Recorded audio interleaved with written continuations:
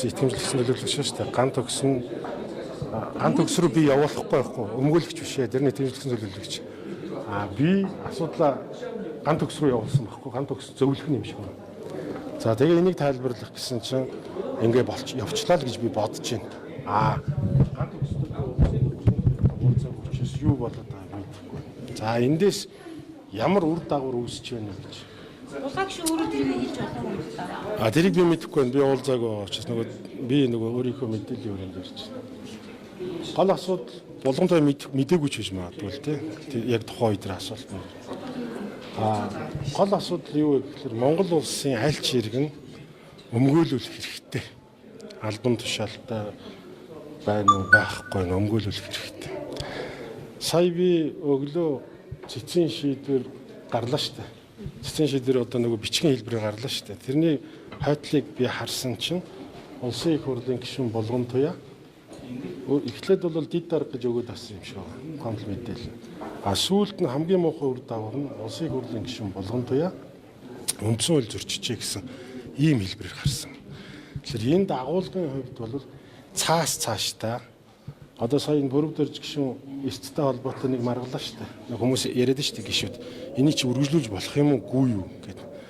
Одоо Бүрв дөрж гишүүнийг энэ эрт бүрдээгүй хурлаар асуудал хэлэлцнийг үргэлжлүүлээд явж байгаа чинь үндсэн хууль зөрчсөн байна гэдэг маягаар хандвал хуралдаан даргалагч хэн байхаас үл шалтгаалan парламентын спикер хуралдаан даргалагч нарт маш аюултай болно. Энэ өөрөө парламентэд ёс цааштай явхад хүндрэлтэй байдлууд үүсэх байхгүй.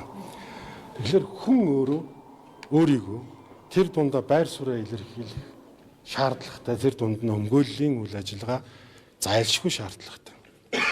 Монгол улсын үндсэн хуулийн цэцэд маргаан шийдвэрлэх ажиллагаанд өмгөөлөгч оролцох, өмгөөлөгч гэдэг үгнүүд байгаа зохицуултууд. Цэцийнхэн бол өмгөөлөгч авах юугаар хангасан гэдэг байна шүү дээ. Гэхдээ та нар тийм богино хугацаанд тэгээ бодолтой.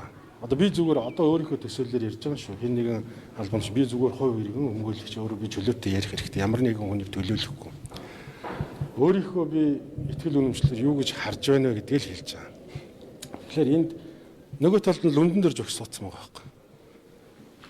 Засгийн газар итгэмжлэгсэн төлөвлөгч лүндэн дээр жогс суудсан. Тэгээ лүндэн дээр жогш та нэг хүн мэтгэлцэх гээд байна да. Монгол улс 6,000 хуульчтай. Одоо 7,000 болж байгаа. Энэ дотроос хэдэн өмгөөлөгч байгаад хэдэн өмгөөлөгч биш хүмүүс зүгээр багшлаад явж байгаа үндсэн хуулийн судлаач өмгөөлөгч хийж болохгүй шүү дээ. Хэдэн үндсэн хуулийн энэ эрхцэн онол маргаан техникийг хэн эзэмшсэн юм. Лүндэн дээр жогш ийм зузаан ном бичсэн байхгүй үндсэн хуулийн эрхцэн шинжлэх ухааны тайлбар. Тэгэхээр тэр хүнтэй чи мэтгэлцэх хүн 3-4 хоног тэр олдох юм. Магадгүй хинээс асуусныг би мэдэхгүй байна. Ямар ч байсан над руу залгасан би гадаад байж таарсан. Яг урд өдөр нь байж таарсан. Тэгээд хэрвээ миний гаргалгаа юу вэ? Зүгээр би одоо Булган Туяад юу гэж зөвлөх вэ? Би уулзаагаа болж байна. Хүний эрхийн үндэсний комист хандаач ээ. Хүний эрхийн үндэсний комист хандаа. Энэ хэн нэгэн Булган Туяагийн асуудал биш. Энэ Монгол улсын бүх иргэний тухайн асуудал. Хэрвээ шүүхтэр элдв янзаар очичоод бичгээр хийсэн гэрээтэл бол өмгөөлөгч одоо оруулаад ир гэдэг тийм юм хаач байхгүй. Дэлхийн хүн төрөлхтний түүхэнд хаач байхгүй. Хүн өмгөөлөх хэрэгээ хангуулах боломжтой. За би урчин нэрлээ. Энэ чинь энэ хурал чинь уржигдэр болоо байсан. Энэ хурлыг ингэж яаран хийх ямар шалтгаан байсан юм? Ерөнхий сайд за тэгж ярьж байна. Тэгэд ерөнхий сайд чинь нөгөө дараагийн ерөнхий сайдыг нөгөө бүр эрхийг хэрэгжүүлэх ерөнхий сайдынхаа ажлыг хийж байгаа юу? Хийж байгаа. Чадахтай байлгүй яг уу. Чадахтай дэр чинь угаасаа бүрийн эрхийг үргэлжлүүлээд хэрэгжүүлнэ гэсэн байгаа байхгүй. Тэгэхэд ерөөсөө тэр талаас нь харахгүйгээр жоохон хүчээр явчлаа. Цэцэн шийдвэрийг зөв гарсан, буруу гарсан гэд бас нэлээд хэсэг юм ярьж байна. За ерөнхийдөө нэг 3 агуулгаар гарсан юм шиг. 3 агуулгаар. Нэгдүгээр асуудлыг би бүр анхаарч сонсоосоо гэж бодож байна. Нэгэнт одоо ингэ сэтгүүлч нар болж байна. Томьёолно гэж маргасан уу? Томьёолно, тэгж томьёолно, эргээр томьёолно, сөргөөр томьёолно гэдэг тайлбарыг байж байгаа ахын дөө.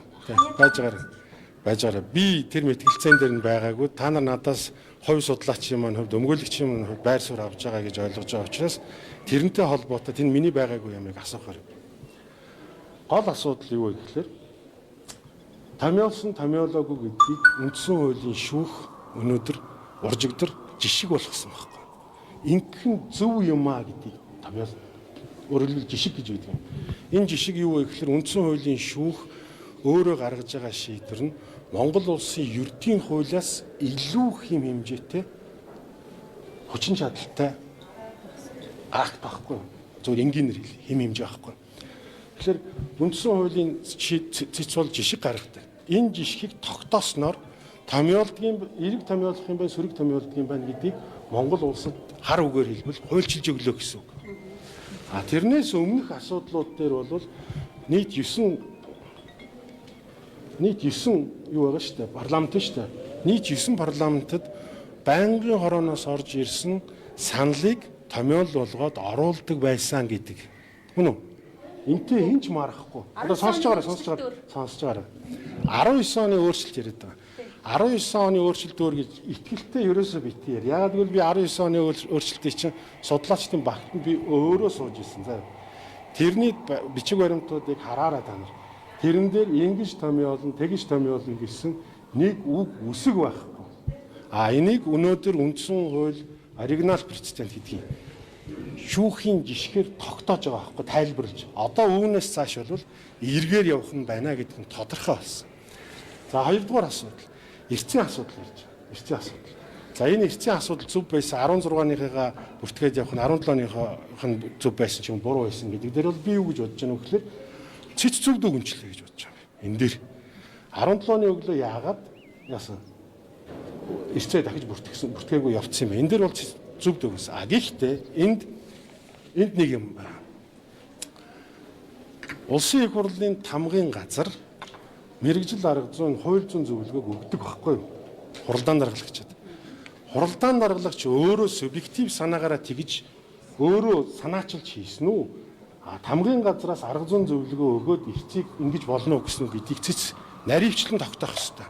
Тэгжээж болгон туяагийн зөв байсан уу буруу байсан уу гэдгийг хэлцэх ёстой байхгүй. Энэ дээр өмгөөллийн маш том point явж байгаа. Энэ дээр. За 3 дахь асуудал. Улсын их хурлын гишүүд эрцтэй орчоод гарч явсан болвол татгалцсан тооцно гэдэг байгаа шүү дээ 10 дугаар зүйл дээр. Энэ татгалцсан тооцно гэдэг зүйлийг үндсэн хуулийн үндсэн хууль зөрчсөн гэж үзсэн юм уу гэдэг нь тодорхой байхгүй. Ойлгож байна уу?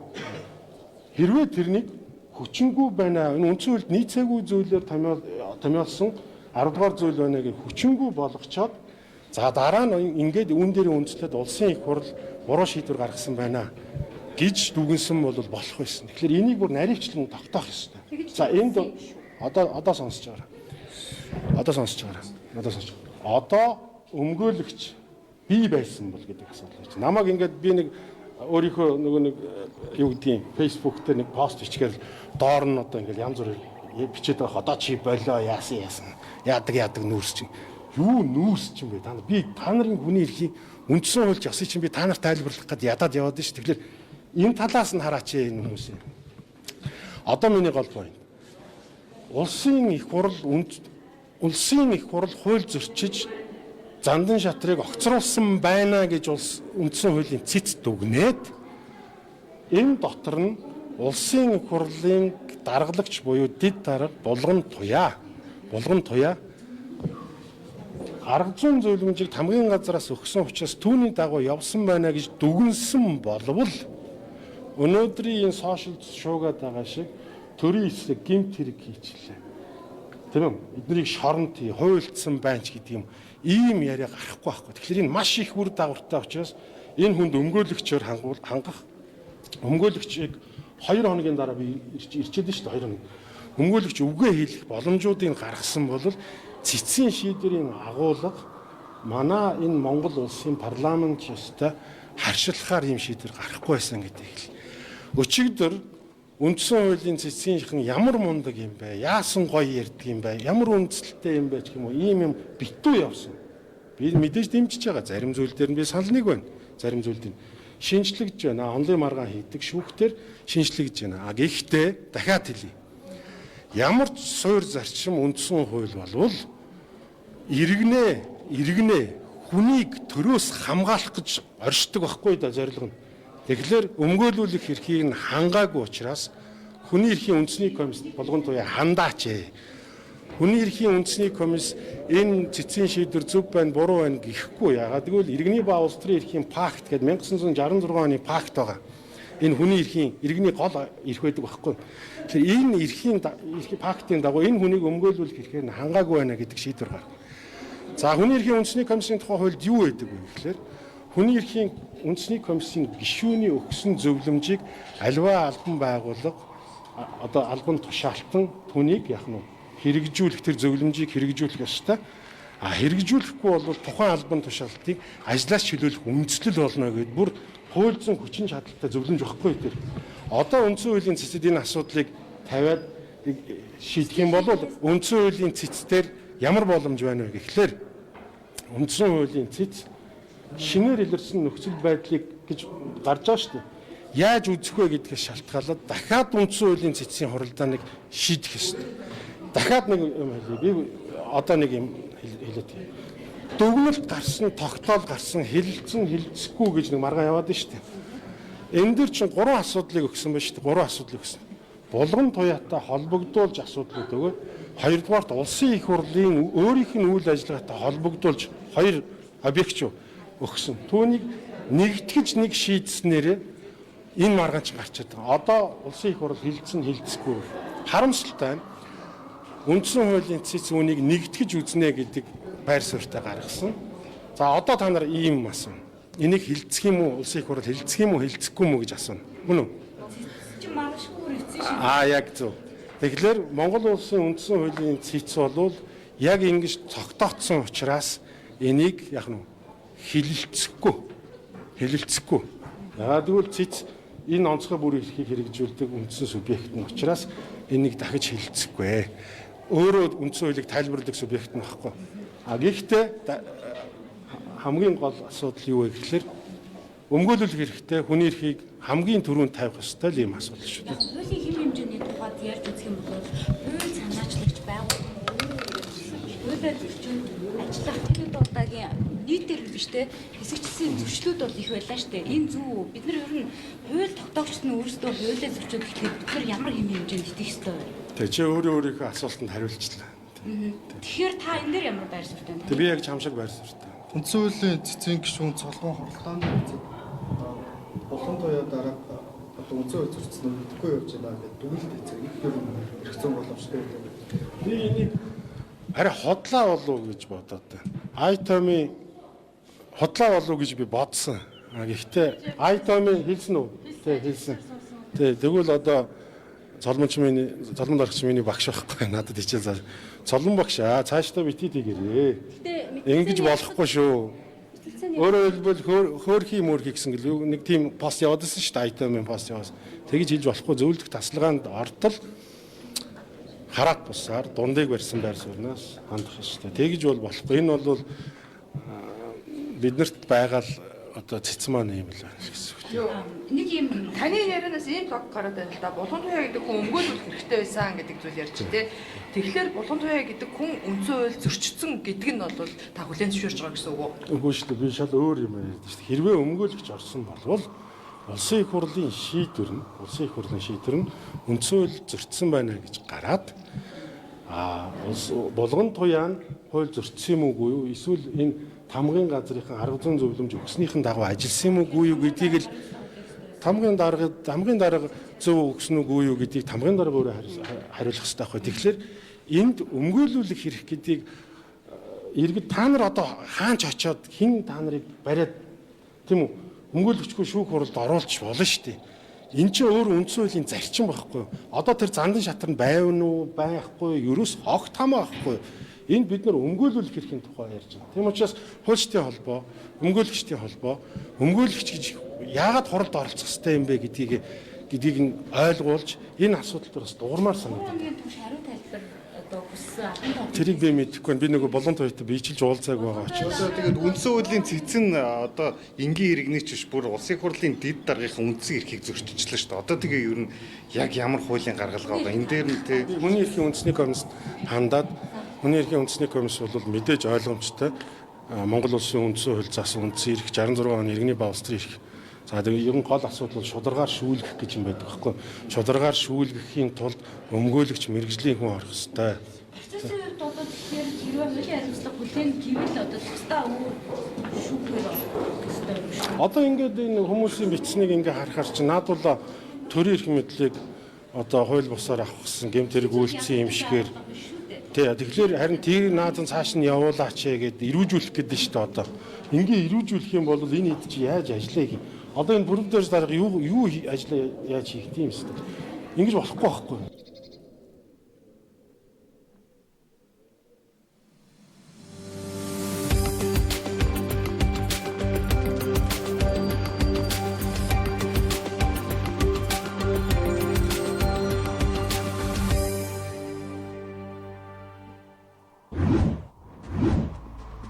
Израилийн парламент Йорданы баруун эргийн эзлэгдсэн хэсгийг нэгтгэх тухай хуулийн төслийг баталжээ.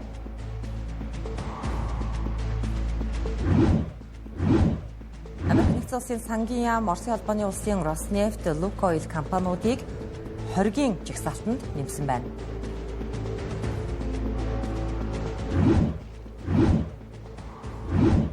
Америк нэгдсэн улсын зэвсэгт хүчин номхон далайн эрэг орчимд хар тамхи тээвэрлэж байсан гэх 2 хүлэг рүү гал нээжээ.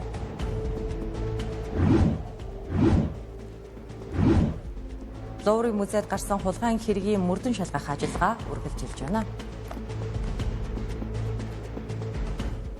Иргэд студид тавтай морилн үзэгчтэй Тэнгэр телевиз гадаад мэдээ эхлэхэд бэлэн боллоо.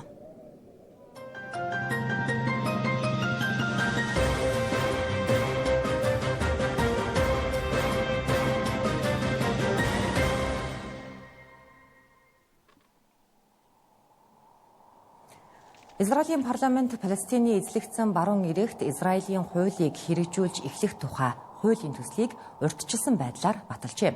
За өөрөөр хэлбэл баруун эрэг дэх Израильд эзлэгдсэн газар нутгийг албан ёсоор Израильд нэгтгэж газар нутгийнхаа нэг хэсэг гэж зарлахаар бэлтгэж байна гэсэн үг. За Кнессет буюу 120 суудал бүхий парламентын санал хураалтад 24 гишүүн эсэргүүцснээс бусдаар олонхын дэмжлэгийг авч энэ төслийг батлах 4 шатны эхний алхам хийгдлээ. За хууль одоо Кнессетийн гадаад бодлого батлан хамгаалахын хооронд шилжиж дараагийн хэлэлцүүлэгт орно. Израилийн хувьд ийхүү гал зогсоох хэлэлцээрийг зөрчигдөхөд хүргэж болцошгүй эрсдэлтэй алхам хийж байгаа нь Америк нэгдсэн улсын эрх баригчдын дургуйцлыг хүргэж болцошгүй юм а. Парламентын санал хураалт нь Америк нэгдсэн улсын ерөнхийлөгч Дональд Трамп Израилийн засгийн газарт баруун эргийг нэгтгэхийг зөвшөөрөхгүй гэж мэдгдсэний дараахан за мөн Америк нэгдсэн улсын дэд ерөнхийлөгч Венс Израильд айлчилж Газын гал зогсоох хэлэлцээрийг хэвийн үргэлжлүүлэхийг уриалгатай зэрэг зохион байгуулагдсан байгаа юм. Одоогийн байдлаар цагаан ордноос энэ асуудлаар ямар нэг мэдэгдэл гаргаагүй байна. За Израилийн ерөнхий сайд Беньямин Натаньяху болон түүний удирддаг Ликуд нам энэ төслийн хуулийн төслийг эсэргүүцсэн ч сөрөг хүчний гишүүдийн дэмжлэгээр батлагдсан байгаа юм а. Ликудийн ихэнх гишүүд санал хураалтанд оролцоогүй ч нэг гишүүн за тодорхойлбол парламентын дараа гасан Юли Эдерштейн намынхаа байр суурийн эсрэг шийдвэрлэх санал өгч төслийг батлуулсан байгаа юм а. Ликуд намын удирдлагууд энэ бол сөрөг хүчний зүгээс Америк нэгдсэн улстай тогтоосон харилцааг мань нураах зорилготой өдөн хадгалах гэж хуулийн төслийг тодорхойлж эсэргүүцэж байгаагаа дахин илэрхийлжээ. Хэрвээ энэ хуулийн төсөл батлагдвал хоёр улсын шийдэл буюу за Палестиныг тусгаар улс гэж хүлээн зөвшөөрөн Израильтай зэрэгцэн инх тайван орших шийдлийг бодитоор хэрэгжих боломжийг бүрэн үгүй болгоно гэж нэгдсэн үндэсний байгууллагын тогтоолд тодорхой заасан байдаг. За тиймдээч хуулийн төсөл парламентаас эхний шатны дэмжлэгээ авсан сургаар Палестины гадаад хэргийн яам, Хамас бүлэглэл, за мөн Катар, Сауди Араб, Йордан зэрэг улсуудын зүгээс ээлж дараалан мэдэгдэл гаргаж эсэргүүцэж байгаагаа илэрхийлсээр байгаа юм а. Мөн өнгөрсөн сард Арабын нэгдсэн Эмират улсын зүгээс Абрахамын гэрээнээс үл хамааран Израиль баруун эргийг өөрсөддөө нэгтгэвэл харилцаагаа буцаан таслахад бэлэн гэдгээ хэдийн илэрхийлээд байгаа юм. За одоогоор баруун эрэг болон зүүн Иерусалимд 700 мянга гаруй израильчууд амьдарч байгаа. Олон улсын хуулиар эдгээр суурин бүгд хууль бус гэж тооцогддог. Нэгдсэн үндэсний байгууллагын дэргэдэх олон улсын шүүх 2024 онд гаргасан шийдвэртээ Израиль Палестины эзлэгдсэн нутаг дэвсгэрээс гарч түүний дотор баруун эргийн суурингуудыг нэн даруй буцаан татрах ёстой гэж дүгнсэн юм а. За өчигдөр Америк нэгдсэн улсын ерөнхийлөгч Дональд Трамп болон Оросын ерөнхийлөгч Владимир Путин нарын Унгар дахь уулзалт тодорхойгүй хугацаагаар хойшлогдсон. Харин өнөөдөр Америк нэгдсэн улс Оросын холбооны улсын 2 том газрын тосны компаниудад хориг тавьж Оросын холбооны улсын эрх баригчдыг дайныг зогсоох хүсэл зориггүй байна гэж буруутгалаа. Америк нэгдсэн улсын сангийн яамнаас мэдээлснээр Оросын хамгийн том 2 газрын тосны компани болох Роснефть болон Лукойлыг хоригийн жагсаалтанд нэмсэн байна. За үүнийгээ тэд дайны санхүүжилтийг таслах зорилготой гэж тайлбарласан. За мөн энэ мэтийн сүүлийн үеийн үйл явдлуудаас харахад Трампын засаг захиргаа Оросын холбооны улсад үзүүлэх дарамт шахалтаа нэмэгдүүлэх бодлого руу шилжсэн байж магадгүй байна. Энэ тухайд Трамп Оросын холбооны улсын зүгээс дайныг зогсоох тухайд хангалттай хүчин чармаалт гаргахгүй байгаа тул удаа дараа хойшлуулсан хоригуудаа одооноос хэрэгжүүлж байна гэх тайлбарыг өгсөн байгаа юм. За үүнтэй зэрэгцэн Европын холбооны орнууд Оросын эсрэг 19 дахь багц хоригийг баталж үүнд Оросын шингэрүүлсэн байгалийн эхийн импортыг хориглох шийдвэр багтсан талаар Европын холбооны энэ удаагийн даргалагч Дани улс мэдгдлээ. Мөн лав гарагт Швед улс Украины талд Гриппен сүнөөгч онгоц экспортлогоо зарлаж санамж бичигт гарын үсэг зурсан байгаа юм. За үүний өмнө Украины нисгэгчид Шведэд очиж Гриппен онгоцыг хэрхэн жолоодох талаар туршлага судалсан байгаа юм а. Украины ерөнхийлөгч Володимир Зеленский ирэх жилээс эдгээр онгоцыг хүлээн авч ашиглах гэж байгаа талаар мэдээлсэн. За ингэхдээ хамгийн багадаа 100 ширхгийг авах төлөвлөгөөтэй байгаа юм байна. Мөн Европын холбооны удирдагчид өнөөдөр Украиныг дэмжих 163 тэрбум Америк долларын зээлийн санхүүжүүлэхийн тулд Оросын зарцсан хөрөнгийг ашиглах төлөвлөгөөг хэлцэнэ. Кремлийн зүгээс энэ санаачлалыг ил тод хулгай гэж нэрлэж хатуу хариу арга хэмжээ авахаа анхааруулж байгаа. Иймэрхүү байдлаар талуудын хоорондох зөрчил нэмэгдэх нь энхийн хилэлцээрийн ирээдүйг бүрхэг болгож болцсошгүй юм а. Америк нэгдсэн улсын хувьд энхийн хилэлцээрийг зуучлах хүсэлтэд удаа дараа илэрхийлж энэ чиглэлд тууштай байхаа амлаж байгаа ч шаардлагатай бол дарамт шахалт үзүүлж хориг арга хэмжээнүүд авч хэрэгжүүлэхээс хойш суухгүй гэсэн юм байр суурьтай байгаа нь өнөөдрийн хоригоос харагдлаа. Гэхдээ өнгөрсөн 8 дугаар сард Аляскад болсон Трамп Путин нарын уулзалтаас хойш Украины дайныг зогсоох тухай дипломат яриа хэлэлцээ удааширсан ч талууд өнгөрсөн 7 хоногт ярилцаж